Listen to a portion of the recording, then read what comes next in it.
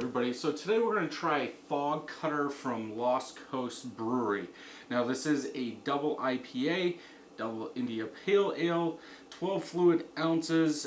Jessica did pick this up in a 6-pack, so I'm not sure how much it was. 8.7% ABV, and from Untapped it's 80 IBUs.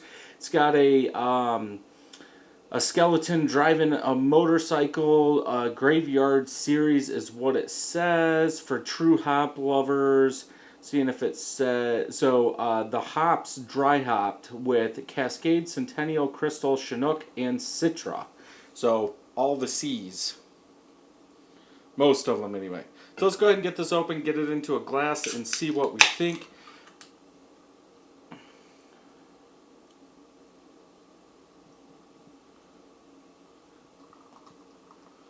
Get a head on there. There we go. Hopefully it doesn't go over. Tannish color head on there. Oh, it reminds me of an old school double West Coast IPA. Small medium bubbles from that pour, 2 fingers of head. Bubbles around the side are compact like dish soap color. Orangish in color, somewhat hazy, a little haze. I can make out the light box, but I can't see the bell sticker. It looks like there's small particles floating in there. Trube and yeast. Medium bubble level. Let's go ahead and smell, see what we get. Floral, malty, syrupy, toasted bread. I think that floral and that sweet malt is what stick out the most, but I think in a double IPA, that's what you're going to get. Let's say an old school double IPA, that malty sweetness, they're going to use more malt to drive that ABV up. So that's what you're getting out of this.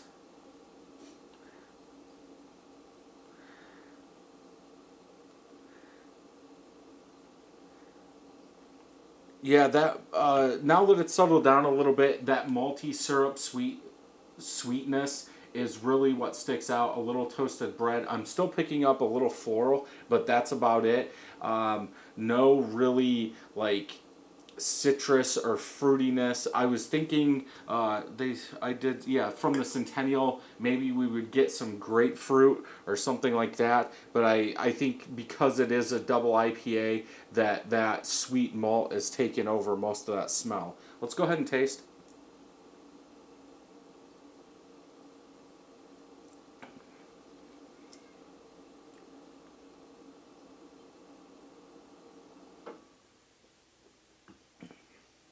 Very, very smooth, goes down easy. For that smell, that big malty sweetness smell, it's not as thick. Like, it's not medium. It's probably in between medium and light, or light and medium, pushing medium, but not all the way there.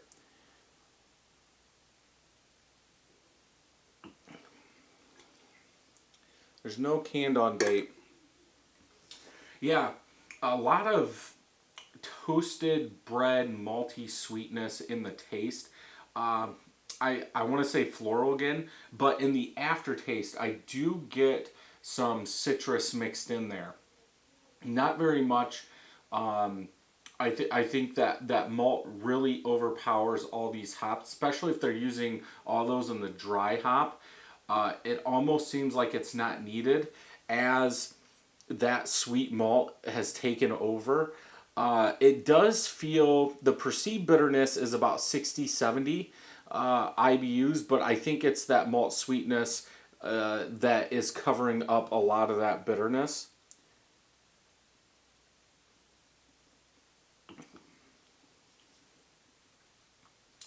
Yeah, there's not, in my opinion, there's not a lot to this beer because of that malt sweetness that I keep on talking about. It seems like that takes over this whole entire beer, and with all those hops that they used, maybe they could have cut back on the malt and brought the ABV down, but I could see a lot of people liking this.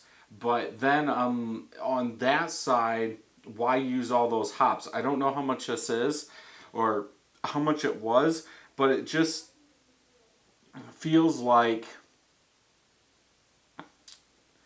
they could have cut back. The bitterness is perfect balance, or perfectly balanced with the malt flavors and aroma. I don't think that's entirely true.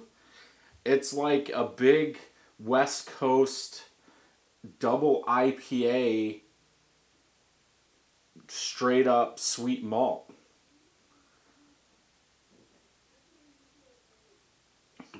I mean, obviously, there is some hops in there, because I think if it was just all grain, that it would really be sweet and you wouldn't get that bitterness in the back. But yeah, I think there's too much sweetness in here to pull out a lot of those hops. Like I said, the aftertaste, I am getting some citrus bitterness, sweet malt, but that sweet malt really lingers in this beer. For this, I would have to go with a 3.75 out of 5. Most of the time from Centennial, I get grapefruit bitterness in the aftertaste. You could say there's some floral in here from the Cascade. Citra, you could go citrus, fruit, something like that.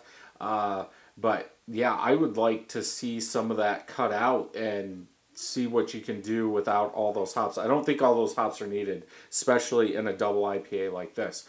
But if we check on Tapped real quick, see what they're saying. So 9 of my friends have checked it in, average 3.69 out of 5. 24,000 people have checked it in, 3.79 out of 5. So I'm right there. Now, this says, so the Untapped says 80 IBUs, but the style guideline says 70 IBUs. And I said 60, 70 seems more like it. So, but the can even says 80. So someone messed up the description. Wet gym socks is what somebody put. Yeah, awesome West Coast roots. Caramel, citrus, sweetness. There you go. I didn't say caramel, but yeah. So definitely, if you're a double West Coast IPA fan, I think this will be right up your alley. 24,000 people saying it's a 3.79. Depending on the price, I would say go ahead and pick it up, but definitely pick up one if you like double IPAs. If you like this review, check out some more over here. And until next time, happy brewing.